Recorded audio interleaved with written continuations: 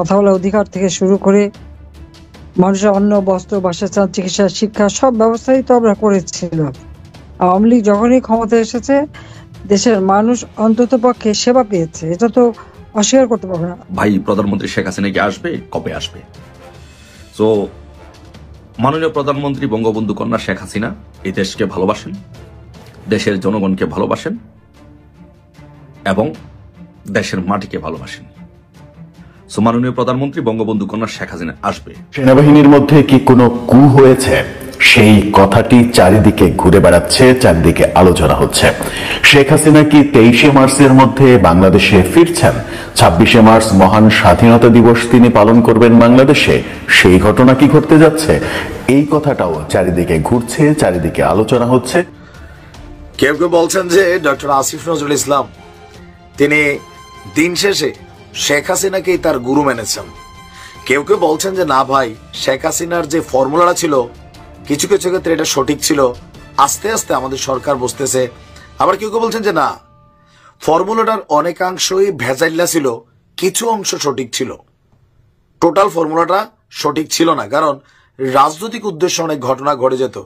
যাই আসসালামু আলাইকুম রহমতুল্লাহ, সবাই কেমন আছেন? আশা করি সবাই অনেক অনেক ভালো এবং সুস্থ আছেন। সবাইকে স্বাগতম জানাচ্ছি আমাদের আরেক নতুন ভিডিওতে।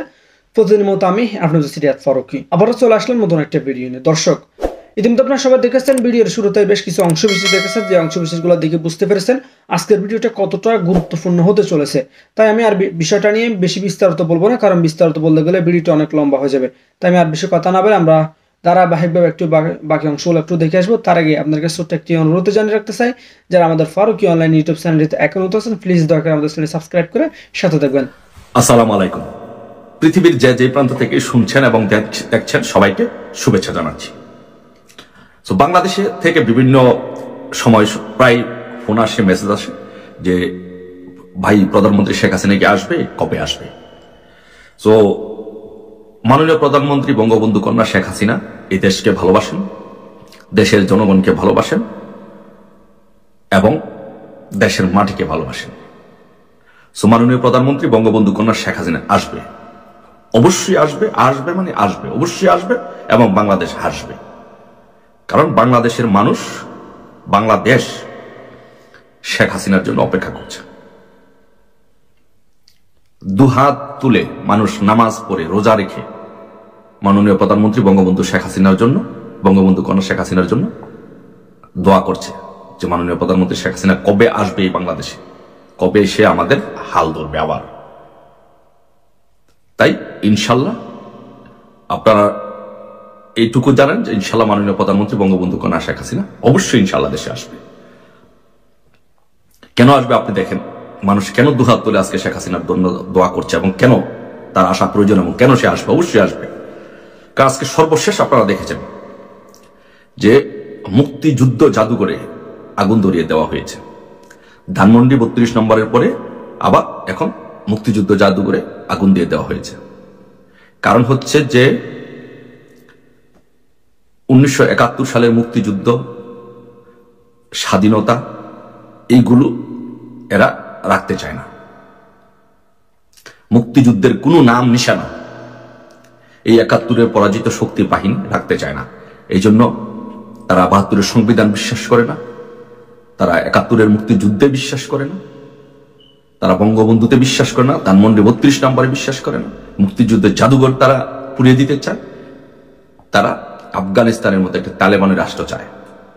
তাই এই দেশকে রক্ষা করতে হলে, তালেবানি রাষ্ট্রের হাত থেকে বাংলাদেশকে রক্ষা করতে হলে অবশ্যই বঙ্গবন্ধু কন্যা শেখ হাসিনাকে প্রয়োজন এবং অবশ্যই উনি সেই দেশের নেতৃত্ব দিতে, বাংলাদেশটা যেন আফগানিস্তানের মতো তালেবানি রাষ্ট্র না হয়, সেই জন্য এই বাংলাদেশের নেতৃত্ব দিতে অবশ্যই বঙ্গবন্ধু কন্যা শেখ হাসিনা আসবেন।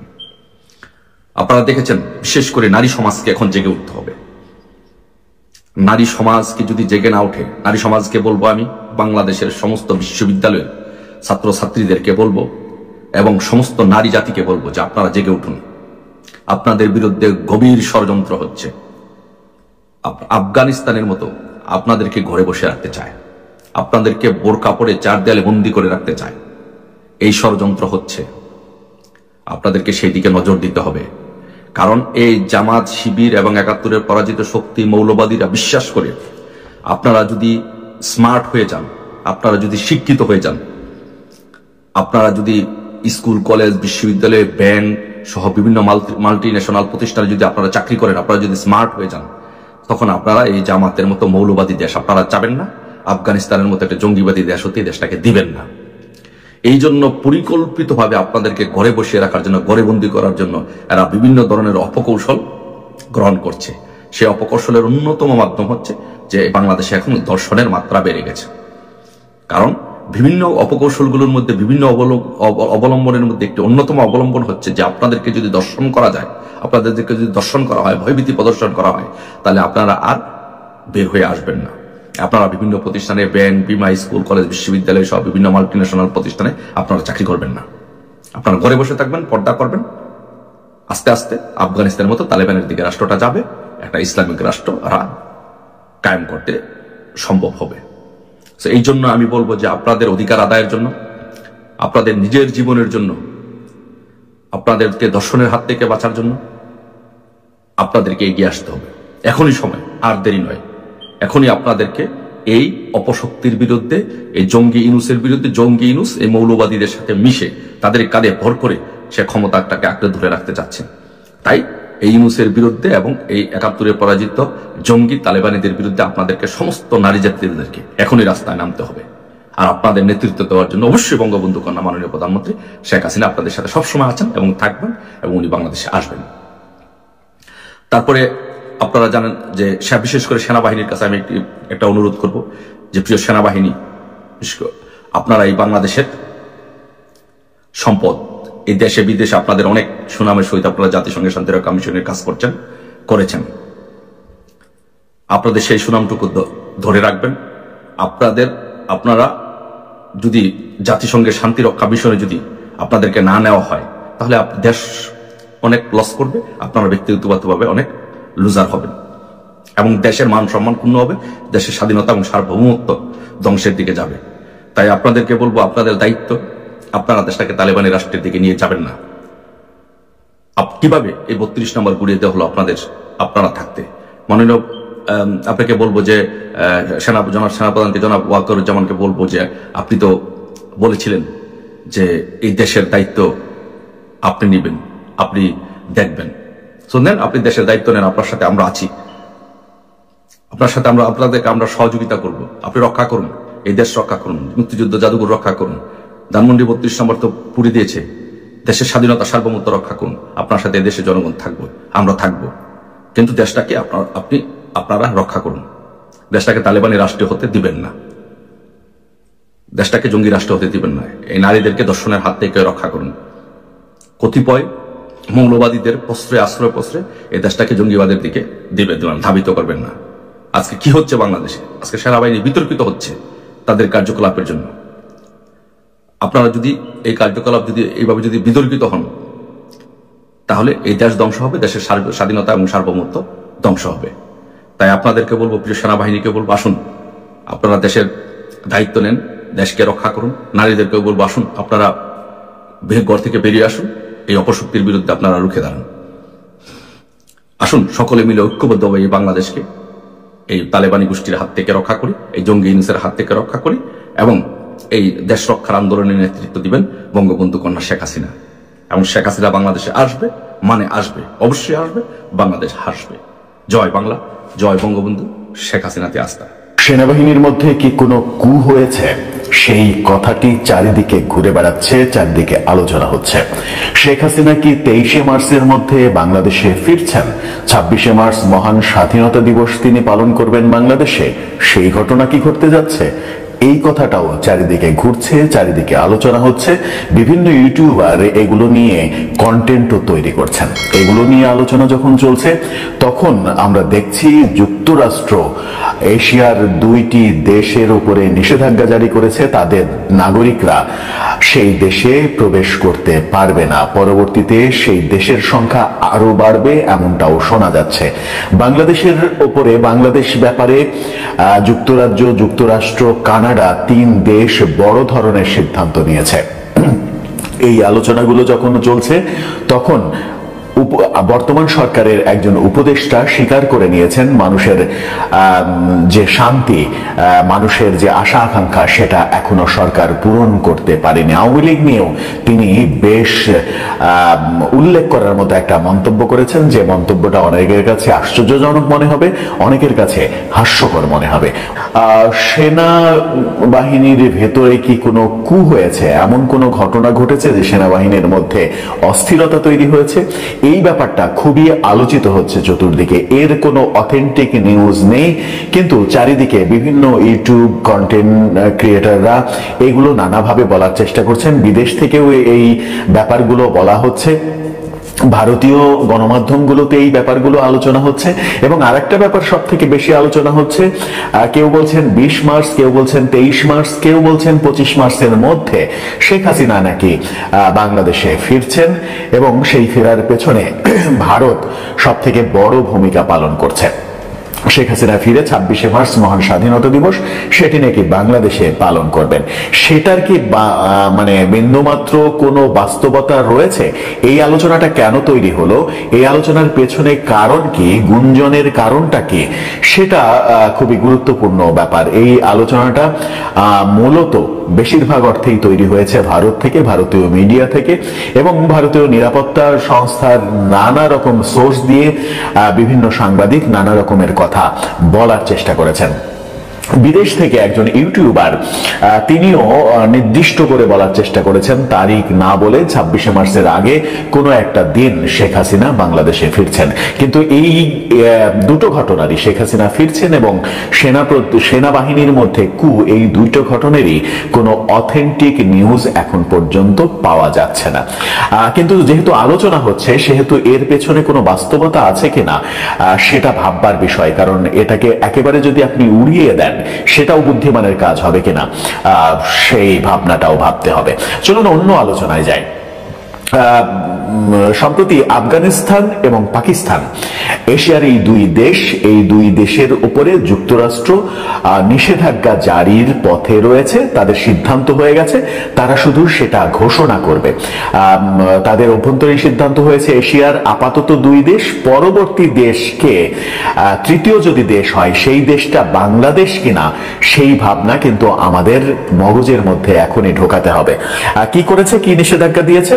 পাকিস্তান এবং আফগানিস্তানের কোন নাগরিক যুক্তরাজ্য ভ্রমণ করতে পারবে না, যুক্তরাষ্ট্রে প্রবেশ করতে পারবে না। যুক্তরাষ্ট্রের কথা বলছি, আমেরিকার কথা বলছি। আমেরিকাতে তারা কেউ প্রবেশ করতে পারবে না। আমেরিকার সঙ্গে বাংলাদেশের বর্তমান যে সম্পর্ক, সেখানে তৃতীয় দেশ হিসেবে বাংলাদেশের নাম যদি চলে আসে, তাহলে কি অবাক হওয়ার কিছু থাকবে? আমার মনে হয় যে অবাক হওয়ার কিছু থাকবে না। আর একটা খবর যদি আমরা দেখি, সেই খবরের ভিত্তিতেই অবাক হওয়ার কিছু থাকবে না। আর একটা খবর হচ্ছে, যুক্তরাষ্ট্র, যুক্তরাজ্য এবং কানাডা, এই 3 দেশ বাংলাদেশে ভ্রমণের ক্ষেত্রে তাদের নাগরিকদের সাবধান করেছে। এই 3 দেশ, যুক্তরাষ্ট্র, আবারও বলছি, যুক্তরাষ্ট্র, যুক্তরাজ্য এবং কানাডা, এই 3 দেশ তাদের নাগরিকদের উপরে এক ধরনের বার্তা দিয়েছে এবং নাগরিকদের নিরুৎসাহিত করেছে, সাবধান করেছে বাংলাদেশে ভ্রমণের ব্যাপারে। কোন ইস্যু আসলো সামনে? তাহলে ইস্যুটা একটাই, সেটা হচ্ছে যে বাংলাদেশে বর্তমানে আইন শৃঙ্খলা পরিস্থিতির যে হারে অবনতি হয়েছে এবং জঙ্গিবাদ যেভাবে মাথাচাড়া দিচ্ছে, বিশেষ করে হিজবুত তাহরিরের যে মিছিল গত শুক্রবারে, হিজবুত তাহরিরের যে ব্যাপক বিশাল শোডাউন, সেই শোডাউনটাই মূলত এই 3 দেশকে চিন্তিত করেছে। হিজবুত তাহরির সারা বিশ্বব্যাপী নিষিদ্ধ ঘোষিত একটা সংগঠন। শোনা যাচ্ছে যুক্তরাজ্য শাখার যিনি আমির, যিনি প্রধান, তিনি সম্প্রতি বাংলাদেশে এসেছেন, এরকম ছবি দেখা যাচ্ছে। তিনি বাংলাদেশে এসে, তার নাম দেলোয়ার হোসেন, দিল্লি হোসেন নামে তিনি সামাজিক যোগাযোগ মাধ্যমে অ্যাক্টিভিটিস করেন, এবং তিনি এসে প্রধান উপদেষ্টার প্রেস সচিব শফিকুল ইসলাম, তার সঙ্গে দেখা করেছেন, ছবি তুলেছেন। 2 সমন্বয়ক হাসনাত আব্দুল্লাহ, 3 সমন্বয়ক হাসনাত আব্দুল্লাহ, সার্জিস আলম এবং উমামা, এই 3 জনের সঙ্গে দেখা করেছেন এবং ছবি তুলেছেন। দেখা হয়তো অনেকের সঙ্গে করেছেন, কিন্তু ছবি প্রমাণ হিসেবে দেখা যাচ্ছে এদের সঙ্গে। এই 3 জনের সঙ্গে, 3 সমন্বয়কের সঙ্গে দেখা করেছেন, জামাতের আমিরের সঙ্গে দেখা করেছেন, ছবি তুলেছেন। এবং ব্র্যাক বিশ্ববিদ্যালয়ের সেই বিতর্কিত শিক্ষক তার সঙ্গে দেখা করেছেন, এরকম বেশ কিছু ছবি কিন্তু গণমাধ্যমে, সামাজিক যোগাযোগ মাধ্যমে চলে এসেছে। গণমাধ্যমেও খবর হয়েছে এই ব্যাপারটা নিয়ে। দিল্লি হোসেন, তিনি যুক্তরাজ্যের হিজবুত তাহরিরের প্রধান, তিনি বাংলাদেশে অবস্থান করছেন। 5 আগস্টের পট পরিবর্তনের পরে তিনি এদেশে এসেছেন। হিজবুত তাহরিরের এই মাথাচাড়ার ব্যাপারে যুক্তরাষ্ট্র, যুক্তরাজ্য এবং কানাডা সতর্ক হয়েছে এবং তার নাগরিকদের সতর্ক করেছে যেন বাংলাদেশ ভ্রমণে তারা সতর্ক থাকে। এটা একটা বড় বার্তা। এটা যদি নিষেধাজ্ঞা ব্যাপারে চলে যায় তাহলে অবাক হওয়ার কিছু থাকবে না যে বাংলাদেশে প্রবেশের ক্ষেত্রে তাদের নাগরিকদের নিষেধাজ্ঞা দেওয়া কিংবা কূটনৈতিক সম্পর্কের ক্ষেত্রে বিধিনিষেধ তৈরি করা, হাই কমিশন তুলে নেওয়া, এই ব্যাপারগুলো যদি ঘটে যায় তাহলে বাংলাদেশের জন্য বড় বিপদ অপেক্ষা করছে। এদিকে আজকে বাংলাদেশে আমরা দেখলাম প্রধান উপদেষ্টা ডক্টর মোহাম্মদ ইউনূসের সহকারী, বিশেষ সহকারী প্রফেসর এম আমিনুল ইসলাম তিনি পদত্যাগ করলেন। তিনি সংবাদ মাধ্যমে কথা বলেছেন কিন্তু কোনো বিষয়ে মন্তব্য করতে চাননি। কেন পদত্যাগ করছেন, কোথায় যাচ্ছেন, কি করবেন, কোনো বিষয়ে কোনো মন্তব্য করতে চাননি। কিন্তু বাংলাদেশের একাধিক গণমাধ্যম নিশ্চিত করছে যে তিনি আসলে পদত্যাগ করেননি, তাকে সরিয়ে দেওয়া হয়েছে। শিক্ষা মন্ত্রণালয়ের উপদেষ্টা ওয়াহিদুদ্দিন মাহমুদকে সরিয়ে দেওয়া হয়েছে, এটা আমরা কয়েকদিন আগেই জানি। এবার শিক্ষা মন্ত্রণালয়ের সঙ্গে সংযুক্ত করা হয়েছিল এই বিশেষ সহকারী প্রফেসর এম আমিনুল ইসলাম। তিনি এর আগে একাধিক বিশ্ববিদ্যালয়ের ভিসি ছিলেন। তার মতো একজন জ্ঞানী গুণী মানুষকে এভাবে সরিয়ে দেয়া, তাকে মন্ত্রিপরিষদ সচিব ফোন করে বলেছেন যে পদত্যাগ করেন আপনি, তিনি আজকে পদত্যাগ করে চলে গেছেন। সরকার কেন তাকে সরিয়ে দিল এই রহস্য উন্মোচন হচ্ছে না। সরকারের প্রধান উপদেষ্টার প্রেস সচিব তিনিও অস্বীকার করেছেন। তিনি বলেছেন যে বিশেষ সহকারীর পদত্যাগের কারণ তার জানা নেই। সরকারের অভ্যন্তরে তাহলে কি পদত্যাগের পর্বটা শুরু হয়ে গেল কিনা সেই প্রশ্নও কিন্তু আসছে। এদিকে একজন উপদেষ্টা আসিফ মাহমুদ তিনি স্বীকার করেছেন ইত্তেফাকের সঙ্গে সাক্ষাৎকারে, তিনি স্বীকার করেছেন মানুষের আশা আকাঙ্ক্ষা পূরণ করতে পারেনি সরকার। মানুষ যে আশা করেছিল জুলাই বিপ্লব পরবর্তী মানুষের যে আকাঙ্ক্ষা, সেই আশা আকাঙ্ক্ষা সরকার পূরণ করতে পারেনি। এবং তিনি একটা হাস্যকর মন্তব্য করেছেন, আওয়ামী লীগ নির্বাচনে অংশগ্রহণ করতে পারবে কিনা সেই ব্যাপারে তিনি বিচারের প্রসঙ্গ এনেছেন। এবং তিনি খুব ভালোভাবে জানেন যে এই বছরের মধ্যে আওয়ামী লীগের কিংবা আওয়ামী লীগের যারা দোষী হিসেবে বলা হচ্ছে তাদের বিচার করা সম্ভব নয়। তাই তিনি আদালতের ব্যাপারে মানে আগবাড়ি একটা মন্তব্য করে রাখলেন। তিনি বললেন যে বিচার শেষ হওয়ার আগে আশা করি ট্রাইব্যুনাল কিংবা আদালত এই ব্যাপারে আওয়ামী লীগ বিষয়ে একটা মতামত দিতে পারে। তাদের যে অবজারভেশন, সেই অবজারভেশন, মাতৃভাষা কথা বলার অধিকার থেকে শুরু করে মানুষের অন্ন, বস্ত্র, বাসস্থান, চিকিৎসা, শিক্ষা সব ব্যবস্থাই তো আমরা করেছিলাম। আওয়ামী লীগ যখনই ক্ষমতায় এসেছে দেশের মানুষ অন্তত পক্ষে সেবা পেয়েছে, এটা তো অস্বীকার করতে পারবে না। আজকে কি অপরাধটা করলো আওয়ামী লীগ যে আওয়ামী লীগ এর নাম শুনতে পারবে না, আওয়ামী লীগের নেতা কর্মীদের জুলুম অত্যাচার। ঠিক 1971 সালে, আমি জানি আজকাল প্রজন্ম বা অনেকেই তো 71 সাল দেখেনি, সে 1971 সালে পাকিস্তানি হানাদার বাহিনী ঠিক যেভাবে এই বাংলাদেশে আওয়ামী লীগের উপর তারা নির্যাতন চালিয়েছে,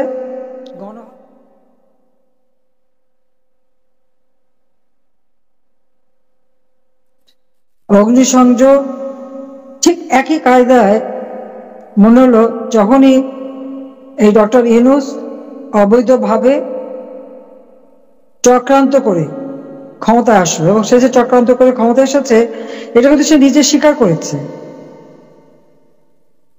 বিল ক্লিন্টন ফাউন্ডেশনে তিনি নিজেই বললেন যে এই আন্দোলন কোনো জনগণ বা ছাত্র বা কারো আন্দোলন ছিল না, এটা ছিল তার ম্যাটিকুলাসলি ডিজাইনড আন্দোলন, মাস্টার মাইন্ড দ্বারা সংগঠিত করা। কারণ এই আন্দোলনের কোনো নেতা ছিল না। সে খুব খুশি মনে এই কথাটা বলে সে যেটা চক্রান্ত করে ক্ষমতা এসেছে এবং মিথ্যা অপবাদ ছড়িয়ে মানুষকে বিভ্রান্ত করেছে, সেই জিনিসটাই প্রমাণ নিজেই করে দিয়েছে। অবশ্য আরো প্রমাণ, কারণ ইতিমধ্যে আপনারা দেখেছেন যে তিনি একটা ইন্টারভিউ দিলেন এক বিদেশি সাংবাদিক স্কাই নিউজে। তাকে যখন প্রশ্ন করা হলো যে আইন শৃঙ্খলার অবনতি হচ্ছে মানুষের মনে আতঙ্ক রয়েছে, ডাকাতির সংখ্যা 50% বেড়েছে, মানুষ মারা যাচ্ছে, ধানমন্ডি 32 নম্বর ভাঙচুর করা হয়েছে, সরকার কোনো ব্যবস্থা গ্রহণ করে নাই। সে কিন্তু এর কোনো জবাব না দিয়ে কি বললো থানায় যেতে পারে, মামলা করতে পারে, অনলাইনে করতে পারে। আমার প্রশ্ন, এই ঘটনাগুলি যখন ঘটছে, এক একটা বাড়িতে ঢুকে যাচ্ছে, ভাঙচুর করছে, লুটপাট করছে, অগ্নিসংযোগ করছে, আর সোজা 32 নম্বর বাড়ি হাতুড়ি দিয়ে পিঠে পিঠে ভাঙছে, বুলডোজার নিয়ে এসে ভাঙছে।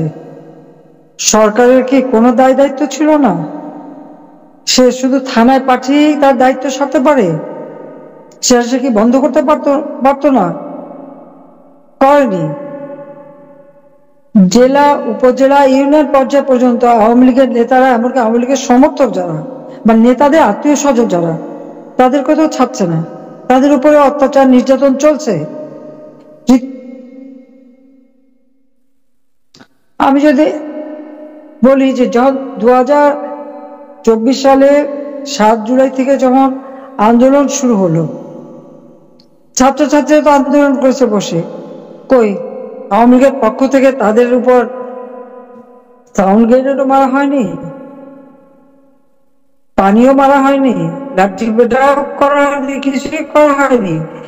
7 তারিখ থেকে আপনারা 14 তারিখ পর্যন্ত দেখেন, যতক্ষণ তারা শান্তভাবে আন্দোলন করেছে ততক্ষণ তাদের কিচ্ছু করা হয়নি। যখন পুলিশকে হত্যা করা শুরু করলো, থানায় আগুন, মেট্রো রেলে আগুন, বাংলাদেশ টেলিভিশন, পিটিআরসি, সেতু ভবন, দুর্যোগ ভবন, দুর্যোগ মন্ত্রণালয়ের ভবন থেকে শুরু করে বিভিন্ন জায়গায়, এমনকি এক্সপ্রেসওয়েতে, হানি ফ্লাইওভার, বিভিন্ন জায়গায় যখন আগুন দেওয়া এবং মানুষ খুন করা শুরু করলো, গাড়ি ঘোড়া জিনিসপত্র ঘর বাড়ি যখন পোড়ানো শুরু করলো, তখন তো পুলিশকে মারবে, পুলিশকে পা বেঁধে ফ্লাইওভারে আর পুলিশ দাঁড়িয়ে দাঁড়িয়ে দেখবে?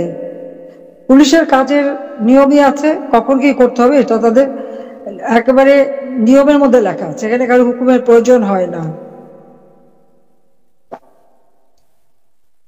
একটার পর একটা ঘটনা ঘটে যাচ্ছে, আর এর সব দায়িত্ব কার উপরে? আওয়ামী লীগের উপরে। মানুষ থানায় আগুন দিয়ে পোড়ালো, যারা করলো অপরাধ, অপরাধীদের বিরুদ্ধে কোনো মামলা মোকদ্দমা নাই, সব মামলা আওয়ামী লীগের বিরুদ্ধে। আর আওয়ামী লীগের ছাত্রলীগের ছেলেদের চট্টগ্রামে পদ্মাতে ছাদদের থেকে ফেলে দেওয়া হলো, রক কাটা হলো, হাত কাটা হলো। আওয়ামী লীগের নেতাদের পিঠে পিঠে আহত করা হলো, গুলি করা হলো, হত্যা করা হলো, বাড়ি বাড়ি যে হত্যা, ছেলেকে না পেয়ে মাকে হত্যা, বাবাকে হত্যা, বাবাকে নিয়ে নিয়ে মারধর করা, ভাইদেরকে উপরে আক্রমণ, আত্মীয় স্বজনের উপরে, এ তো প্রতিনিয়ত চলছে এবং এখন পর্যন্ত থামছে না, এখন পর্যন্ত থামছে না। আর বলে থানায় যেতে, থানায় কে মামলা করবে? থানায় কি মামলা নেয়? কোনো মামলা তো থানায় নেয় না। এমনকি অনলাইনে মামলা, এটা তো আমরা কোভিডের সময় এই অনলাইনে যাতে মামলা করা যায় সেই সিস্টেমটা, ডিজিটাল সিস্টেম তো আওয়ামী লীগ সরকারেরই করা। তো অনলাইনে মামলা করতে গেলেও যারা মামলা করে উল্টো তাদের এসে ধরে। এখানে কোনো নালিশের জায়গা নেই, কোনো বিচার নাই, কিছু নেই। তার উপর যারা এই যে ধ্বংসগুলি করলো তাদের দায় মুক্তি দেওয়া হলো। একটা তালিকা করা হয়েছে, কি শহীদের তালিকা, আপনারা দেখবেন। এই যে পুলিশ প্রায় 3-4 হাজার উপরে পুলিশকে হত্যা করেছে, 3-4 হাজার আওয়ামী লীগ নেতা কর্মী আত্মীয় স্বজন সহ তাদেরকে হত্যা করেছে। সংখ্যালঘু সম্প্রদায়, তাদের উপরে হত্যা নির্যাতন চললো। বাড়িতে বাড়িতে যে মেয়েদের উপর ধর্ষণ এবং নানা রকম নির্যাতন হচ্ছে। হিন্দু, বৌদ্ধ, খ্রিস্টান কেউ তো রেহাই পায়ে নেই। মসজিদ মন্দির সবই ভাঙা হচ্ছে, এমনকি দরগা শরীফ, পীর ওলামা মাশায়েখ তাদেরকেও ছাড়ছে না, তাদের উপরেও আক্রমণ। একটারও বিচার হয় না, তাদেরকে দায় মুক্তি দেওয়া হয়েছে। যখন তাকে প্রশ্ন করা হলো, সে কি একথা বলছে যে এদেরকে দায় মুক্তি দেওয়া হয়েছে, কাজে সেজন্য বিচার হবে না? তা বলেনি। বলছে কি থানায় যেতে পারে, মামলা করতে পারে। 15 জুলাই থেকে তো দায় মুক্তি দেওয়া। 5ই আগস্ট বঙ্গবন্ধু ভবন ভাঙলো, চোখের সামনে দেখলো, ওই সে থামানোর তো চেষ্টা তো করেই নেই। ওটা বিচার করবি কি করে? সবাই তো দায় মুক্তি পেয়ে গেছে। আজকে আমাদের সব থেকে বেশি নির্যাতিত আমাদের নেতা কর্মীরা, জেলখানা থেকে সব যত সন্ত্রাসী জঙ্গি হামলাকারী সব ছেড়ে দিল, আর জেলখানা ভরে ফেলেছে আওয়ামী লীগের নেতা কর্মীদেরকে। না হলে প্রায় 30-40 হাজার, এই ফেব্রুয়ারি মাসেই তো 35,000 লোককে গ্রেপ্তার করেছে। সর্বসাকুল্যে না হলে 50,000 মানুষ আজকে বন্দিখানায়। আর মামলার তো সীমা পরিসীমা নাই, এবং মামলায় এজাহারভুক্ত আসামি, তারপর হলো অজ্ঞাতনামা। একটা উপজেলায় 4,000-5,000 নাম দিয়ে বলে দিচ্ছে 4-5,000 অজ্ঞাতনামা। তাতে প্রায় হিসাব করে দেখা যায় প্রায় 4-5 লক্ষ মানুষই আসামি। আর আমি তো সবচেয়ে বড় অপরাধী। বাংলাদেশকে উন্নত করেছে অর্থনৈতিকভাবে, বাংলাদেশে আজকে উন্নয়নশীল দেশের মর্যাদা পেয়েছে, বাংলাদেশের মানুষের খাবারের ব্যবস্থা করেছি, চিকিৎসার ব্যবস্থা করেছি, শিক্ষার ব্যবস্থা করেছি। এই 15 বছরের মধ্যে বাংলাদেশ কোথায় সেই স্বল্পোন্নত দেশ রেখে গিয়েছিলেন জাতির পিতা 75 সালে। তারপরে তো তাকে হত্যার পর বাংলাদেশ এক কদম এগোতে পারেনি। কেউ কেউ বলছেন যে ডক্টর আসিফ নজরুল ইসলাম তিনি দিন শেষে শেখ হাসিনাকেই তার গুরু মেনেছেন। কেউ কেউ বলছেন যে না ভাই, শেখ হাসিনার যে ফর্মুলাটা ছিল কিছু কিছু ক্ষেত্রে এটা সঠিক ছিল, আস্তে আস্তে আমাদের সরকার বসতেছে। আবার কেউ কেউ বলছেন যে না, ফর্মুলাটার অনেকাংশই ভেজাইল্লা ছিল, কিছু অংশ সঠিক ছিল, টোটাল ফর্মুলাটা সঠিক ছিল না, কারণ রাজনৈতিক উদ্দেশ্যে অনেক ঘটনা ঘটে যেত। যাই হোক, কেন হঠাৎ করে এই আলোচনাটা আমরা করছি? দেশের আইন শৃঙ্খলা পরিস্থিতিকে কন্ট্রোল করার জন্য সরকার এক নতুন ভূমিকা যাচ্ছে। আজকেও পল্লবী থানায় ঢুকে একজন যুবক 3 জন ওসিরে, দারগারে, কনস্টেবলের পিঠে আঙ্গুল টাঙ্গুল ভেঙ্গা ফেলছে। যদিও পরে 4 জন গ্রেপ্তার হয়েছে, কিন্তু এই পরিস্থিতিকে কন্ট্রোল করতে গেলে পুলিশের এই যে মানবিক পুলিশ, এইটা ভাই বাঙালি জাতির সাথে যায় না। কারণ জাতি হিসাবে আমি আপনি বড়ই উশৃঙ্খল, চরম বেয়াদব টাইপেরই। কিন্তু বাঙালির ডান্ডা মাইরা ঠান্ডা হওয়া জাতি, মিষ্টি কথা দিয়া এই দেশে আপনি কাজ আদায় করবেন, আইন শৃঙ্খলা পরিস্থিতি ব্যালেন্স করবেন, বাংলাদেশ এটা সম্ভব না। এই যে শেখ হাসিনার কঠোর পুলিশ, কিছু জায়গাতে পুলিশ রাজনৈতিক পারপাস সার্ভ করতে গিয়ে বিপরীত রাজনৈতিক দলের উপর অত্যাচার করেছে, গুম করেছে, ঘটনা ঘটেছে, ওইগুলো আলাদা। কিন্তু এর বাইরে মাঠের যে কন্ট্রোলিং, ওই যে কড়া পুলিশ, কঠোর পুলিশ, এইটার অভাব আজকে জাতি ফিল করছে। হুট করে যে অবস্থা তৈরি হয়েছে। এখন দিন শেষে ডক্টর আসিফ নজরুল ইসলাম তিনি গর্ত থেকে বের হয়ে আসছেন, আয়সা দিচ্ছেন এক ঘোষণা। পুলিশ অনেক মানবিক হয়ে গিয়েছিল, কিন্তু মানুষের সুযোগ নিয়েছে। এখন আমাদের অনেক কঠোর হওয়ার সময় এসেছে। তো আমরা তো আওয়ামী লীগের আমলে পুলিশের কঠোরে দেখছি, এই সরকার আমলে এসে পুলিশ মানবিক হয়েছে। তো মানবিক হওয়াতে পুলিশ মার খায়, পুলিশে অটোর লগে বাইন্দা হেসরায়, পুলিশের মহিলারা এসে থাপড়ায়, হ্যাঁ, বিএনপি নেতারা এসে নাইম্মা গালাগালি করে। এই পুলিশ দিয়ে কি বাংলাদেশ চলবে? পুলিশ বেশি ভালো হইলে কি হয়? জাস্ট এটা কয়েকটা মাস আমরা ট্রেলার দেখছি। ইভেন সরকারও বিষয়টা অনুধাবন করেছে। আর নারীদের ইস্যুতে আসিফ নজরুল বলছেন যে নারীরা এখন নিরাপত্তাহীনতায় ভুগছে। কেন? আপনি তো দায়িত্বে এখন, তাই না? তো তিনি বলছেন যে আমার ব্যর্থতা এটা, আমরা নারীদের নিরাপত্তা দিতে পারছি না। তবে আমরা ক্ষমা প্রার্থী, আমাদের অনেক ব্যর্থতা আছে। কিন্তু এবার নারীর প্রতি সহিংসতা আর ওই অর্ণবের মতন সানি লিওনিরে ফলো করে তার সাথে বুক দেখাইয়া বেটির লগে ঘুরে, ওই টাইপের যে আতকা আলো হুজুর হয়ে গেল, কোরআন টোরান দেওয়া, মাথায় পাগড়ি পরালেন, দেখছেন তো? আমি যখন কইছিলাম ভাল লাগে নাই, পিনা কি বলছে ভাল লাগছে, আরো ডিটেলস নিয়ে আসছিল। আচ্ছা, যাই হোক, মব জাস্টিস সবকিছু সরকারের নজরদারিতে আছে। নারীর প্রতি যে সহিংসতা হচ্ছে তা মেনে নেওয়া হবে না। এই সরকার সব ধরনের প্রশাসনিক ব্যবস্থা নিতে বদ্ধপরিকর, আমাকে কঠোর রূপে আইন শৃঙ্খলা পরিস্থিতিকে ব্যালেন্স করার জন্য পুলিশ সামনে থেকে কাজ শুরু করবে। আমরাও চাই, দেখেন, রাজনৈতিক পারপাস অথবা পুলিশ অসৎ কর্মকাণ্ড না করলে ভালো যে পুলিশগুলো আছে, আইনের প্রয়োজনে যারা কঠোর হয়, তাদের তো আমাদের দরকার, এটা দরকার। আর পুলিশ কোন জায়গায় কঠোর হলে এখন নতুন একটা খেলা, ওই পুলিশ লীগ, শেখ হাসিনার পুলিশ লীগ থাপড়ায় দাঁত ফলাই দিতে হবে। আমাদের পুলিশ ভাইদেরকে এই অথরিটিটা দিতে হবে। একজন অপরাধীকে ধরতে গেলে এখন সারা বাংলাদেশে দেখবেন কি চলে, এখানে শেখ হাসিনার সেট আপ রয়েছে, ওইখানে এটা রয়েছে, এইটা আছে সেইটা আছে বইলা লিগেল জিনিসটি লিগেল হয়ে যাচ্ছে, বিশেষ করে পুলিশের বেলায়। আর আসিফ নজরুল ইসলাম তিনি নিজেও বলছিলেন 80% পুলিশ আওয়ামী লীগের। এগুলা বলতে পুলিশ মানসিক চাপ নিচ্ছে। পুলিশ নীরব থাকলে আমরা মারা খামো, সরব থাকলে জাতি নিরাপত্তা পাবে। তবে হ্যাঁ, পুলিশের মধ্যে যারা অসৎ উপায়, দুর্নীতি, মানুষকে ফাঁসানোর চেষ্টা করে, এরকম পুলিশ যারা আছে এদের বিচার করতে হবে যদি কোথাও এরকম ধরা খায়। তবে আমরাও চাই পুলিশ রাষ্ট্রের প্রয়োজনে সর্বোচ্চ কঠোর হবে। ভালো থাকুন। আমরা আজকে যে সারা দেশে আলোচিত এবং সমালোচিত যে খবরগুলো আছে সেগুলো বেশ কিছু ভিডিও আপনাদের মাঝে তুলে ধরার চেষ্টা করেছি, যেগুলো ভিডিও থেকে আপনাদের মতামত অবশ্যই কমেন্ট করে জানাবেন। এখানে আমাদের ব্যক্তিগত কোনো মতামত নেই। আপনারা ইতিমধ্যে ভিডিওগুলো দেখেছেন, যে ভিডিওগুলো দেখে বুঝতে পেরেছেন আজকে ভিডিওটি কতটুকু গুরুত্বপূর্ণ ছিল। তো অবশ্যই যারা এতক্ষণ পর্যন্ত আমাদের সাথে ছিলেন তাদেরকে অসংখ্য ধন্যবাদ জানিয়ে এখানে শেষ করবো আজকের ভিডিও। ভালো থাকবেন, সুস্থ থাকবেন, আল্লাহ হাফেজ।